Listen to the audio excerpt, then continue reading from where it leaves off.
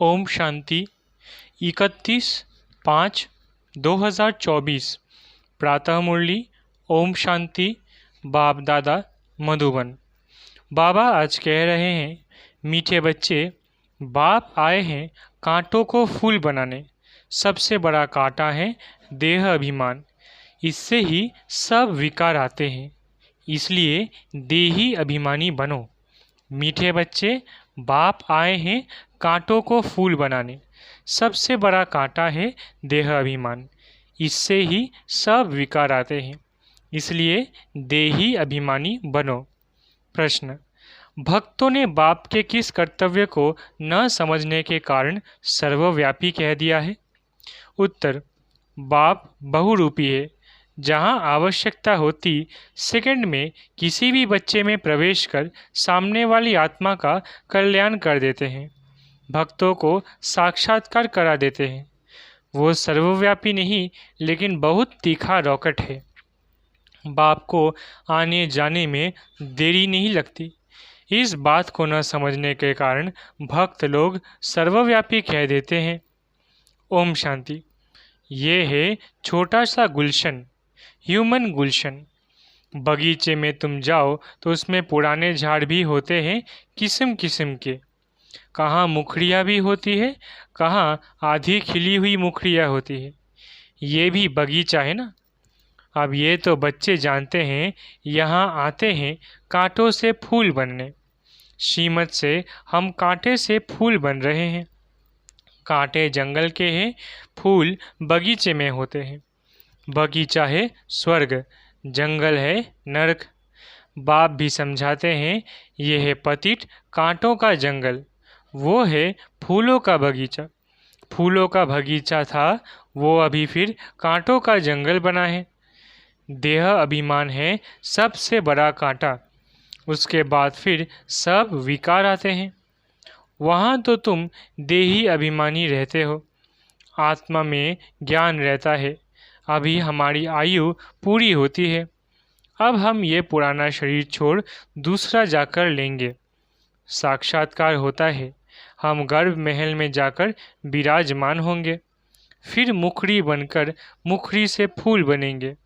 ये आत्मा को ज्ञान है। सृष्टि चक्र कैसे फिरता, ये ज्ञान नहीं है। सिर्फ ये ज्ञान रहता है कि ये शरीर पुराना है, इसको अब बदलना है। अंदर में खुशी रहती है। कलयुगी दुनिया की कोई भी रस्म आदि वहाँ होती नहीं। यहाँ होती है लोक लाज कुल की मर्यादा। फर्क है ना। वहाँ की मर्यादा को सत्य मर्यादा कहा जाता है। यहाँ तो है असत्य मर्यादा। सृष्टि तो है ना। बाप आते ही है, जबकि आसुरी संप्रदाय है। उसमें ही दैवी संप्रदाय की जब स्थापना हो जाती है, तब विनाश होता है। तो ज़रूर आसुरी संप्रदाय है। उसमें ही दैवी गुण वाले संप्रदाय स्थापन हो रही है। ये भी समझाया है, योग बल से तुम्हारे जन्म जन्मांतर के पाप नष्ट होते हैं। इस जन्म में भी जो पाप किए हैं वो भी बताने पड़े। उसमें भी खास है विकार की बात। याद में है बल। बाप है सर्वशक्तिमान। तुम जानते हो, जो सर्व का बाप है, उनके साथ योग लगाने से पाप भस्म होते हैं। ये लक्ष्मी नारायण सर्वशक्तिमान है ना। सारी सृष्टि पर इनका राज्य है। वो है ही नई दुनिया, हर चीज़ नई। अब तो जमीन ही कलराठी हो गई है। अभी तुम बच्चे नई दुनिया के मालिक बनते हो, तो इतनी खुशी रहनी चाहिए। जैसे स्टूडेंट, वैसी खुशी भी जास्ती होगी। तुम्हारी ये है ऊंच ते ऊंच यूनिवर्सिटी। ऊंच ते ऊंच पढ़ाने वाला है। बच्चे पढ़ते भी है ऊंच ते ऊंच बनने के लिए। तुम कितना नीच थे, एकदम नीच से फिर ऊंच बनते हो। बाप खुद ही कहते हैं, तुम स्वर्ग के लायक थोड़ी ही हो। अपवित्र वहाँ जा न सके। नीचे हैं तब तो ऊंच देवताओं के आगे उन्हों की महिमा गाते हैं। मंदिरों में जाकर उन्हों की ऊंचाई और अपनी नीचता का वर्णन करते हैं। फिर कहते हैं, रहम करो तो हम भी ऐसे ऊंच बने। उन्हों के आगे माथा टेकते हैं। है तो वो भी मनुष्य, परंतु उनमें दैवी गुण है। मंदिरों में जाते हैं, उन्हों की पूजा करते हैं कि हम भी उन्हों जैसे बने। ये कोई को पता नहीं है कि उन्हों को ऐसा किसने बनाया। तुम बच्चों की बुद्धि में सारा ड्रामा बैठा हुआ है। कैसे इस दैवी झाड़ का सैपलिंग लगता है। बाप आते ही है संगम युग पर। ये पतित दुनिया है, इसलिए बाप को बुलाते हैं, हमको आकर पतित से पावन बनाओ। अभी तुम पावन होने के लिए पुरुषार्थ करते हो, बाकी सब हिसाब किताब चुकतू कर चले जाएंगे। शांति धाम मन मना भव का मंत्र है मुख्य, जो तुमको बाप देते हैं। गुरु लोग तो ढेर के ढेर है, कितने मंत्र देते हैं। बाप का है ही एक मंत्र। बाप ने भारत में आकर मंत्र दिया था, जिससे तुम देवी देवता बने थे। भगवानुवाच है ना। वो लोग भल श्लोक आदि कहते हैं, परंतु अर्थ कुछ भी नहीं समझते। तुम अर्थ समझा सकते हो। कुंभ के मेले में जाते हैं, वहाँ भी तुम सबको समझा सकते हो। ये है पतित दुनिया नरक। सत्युग पावन दुनिया थी, जिसको ही स्वर्ग कहा जाता है। पतित दुनिया में कोई पावन हो न सके। मनुष्य गंगा स्नान कर पावन होने के लिए जाते हैं, क्योंकि समझते हैं शरीर को ही पावन बनाना है। आत्मा तो सदैव पावन है ही। आत्मा सो परमात्मा कह देते हैं। तुम लिख भी सकते हो, आत्मा पवित्र होगी ज्ञान स्नान से, न कि पानी के स्नान से। पानी का स्नान तो रोज़ करते रहते हैं। जो भी नदियां हैं, उनमें रोज़ स्नान करते रहते हैं। पानी भी वही पीते हैं। अब पानी से ही सब कुछ किया जाता है। बातें कितनी सहज है, परंतु किसकी बुद्धि में आती नहीं। ज्ञान से ही सद्गति होती है सेकंड में। फिर कहते हैं ज्ञान इतना अथाह है, जो सारा समुद्र स्याही बनाओ, जंगल को कलम बनाओ, धरती को कागज़ बनाओ, तो भी अंत नहीं हो सकता। बाप भिन्न भिन्न पॉइंट्स तो रोज़ समझाते रहते हैं। बाप कहते हैं, आज तुमको बहुत गुह्य बातें सुनाता हूँ। बच्चे कहते हैं, पहले क्यों नहीं सुनाया। अरे पहले कैसे सुनाएंगे, कहानी शुरू से लेकर नंबरवार सुनाएंगे ना। पिछाड़ी का पार्ट पहले कैसे सुना सकेंगे। ये भी बाप सुनाते रहते हैं। ये सृष्टि चक्र के आदि मध्य अंत का राज तुम जानते हो। तुमसे कोई भी पूछे तो तुम झट रिस्पॉन्स कर सकते हो। तुम्हारे में भी नंबरवार है, जिनकी बुद्धि में बैठा हुआ है।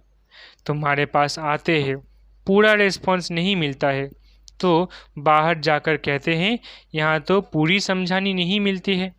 फालतू चित्र रखे हैं, इसलिए उन्हें समझाने वाले बड़े अच्छे चाहिए, नहीं तो वो भी पूरा समझते नहीं हैं।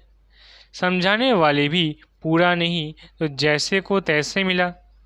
बाप कहते हैं, कहाँ कहाँ हम देखते हैं आदमी बड़ा समझदार है, बच्चे इतने शुरूर होशियार नहीं हैं, तो फिर हम ही उनमें प्रवेश कर मदद कर लेते हैं, क्योंकि बाप तो है बहुत छोटा रॉकेट। आने जाने में देरी नहीं लगती है। उन्होंने फिर बहुरूपी व सर्वव्यापी की बात उठा ली है। ये तो बाप तुम बच्चों को बैठ समझाते हैं। कोई कोई आदमी अच्छे होते हैं तो उन्हों को समझाने वाले भी ऐसे चाहिए। आजकल तो कोई छोटेपन से भी शास्त्र कंठ कर लेते हैं, क्योंकि आत्मा संस्कार ले आती है। कहाँ भी जन्म ले, फिर वहाँ वेद शास्त्र आदि पढ़ने लग पड़ेंगे। अंतमति सो गति होती है ना, आत्मा संस्कार ले जाती है ना। अभी तुम बच्चे समझते हो, आखिर वो दिन आया आज, जो स्वर्ग के द्वार सच सच खुलते हैं। नई दुनिया की स्थापना, पुरानी दुनिया का विनाश होना है। मनुष्यों को तो ये भी पता नहीं कि स्वर्ग नई दुनिया में होता है। तुम बच्चे ही जानते हो, हम सच्ची सच्ची सत्यनारायण की कथा व अमरनाथ की कथा सुन रहे हैं। है एक ही कथा, सुनाई भी एक ने है, फिर उसके शास्त्र बनाए हैं। दृष्टांत सब तुम्हारे हैं, जो फिर भक्ति मार्ग में उठा लिया है। तो संगम पर बाप ही आकर सब बातें समझाते हैं। ये बड़ा भारी बेहद का खेल है। इसमें पहले है सत्युग त्रेता राम राज्य, फिर होता है रावण राज्य। ये ड्रामा बना हुआ है। इनको अनादि अविनाशी कहा जाता है। हम सब आत्माएं हैं। ये ज्ञान कोई को है नहीं जो तुमको बाप ने ज्ञान दिया है। जो भी आत्माएं हैं उन्हों का पार्ट ड्रामा में नूंधा हुआ है।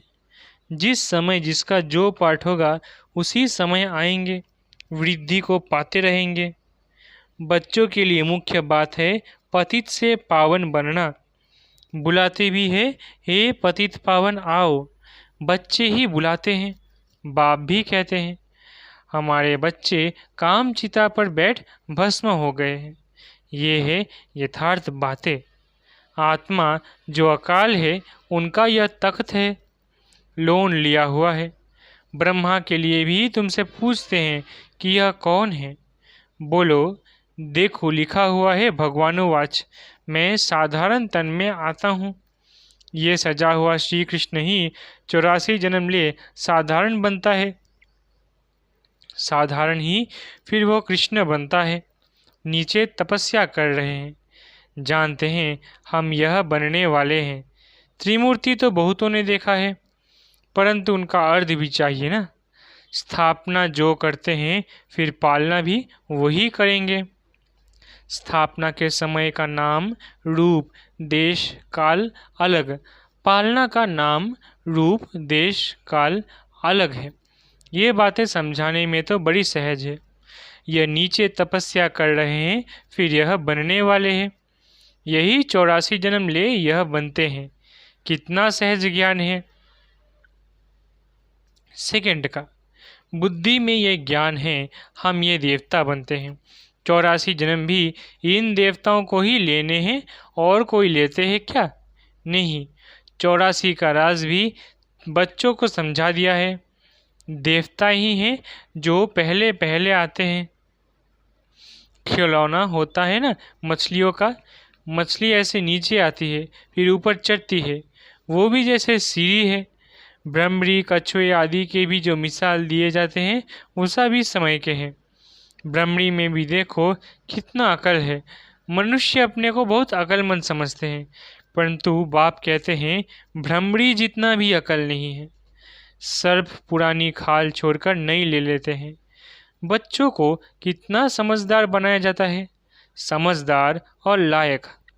आत्मा अपवित्र होने के कारण लायक नहीं है, तो उनको पवित्र बनाए लायक बनाया जाता है। वो है ही लायक दुनिया। ये तो एक बाप का ही काम है जो इस सारी सृष्टि को हेल से हेवन बनाते हैं। हेवन क्या होता है यह मनुष्यों को पता नहीं है। हेवन कहा जाता है देवी देवताओं की राजधानी को।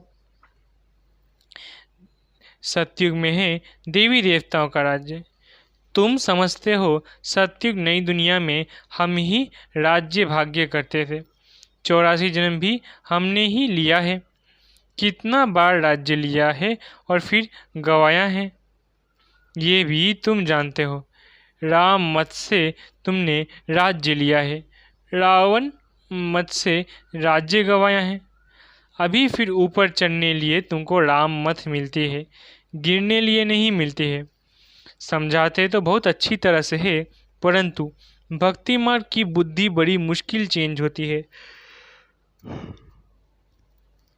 भक्ति मार्ग का शो बहुत है, वो है दलदल, एकदम गले तक उसमें डूब पड़ते हैं।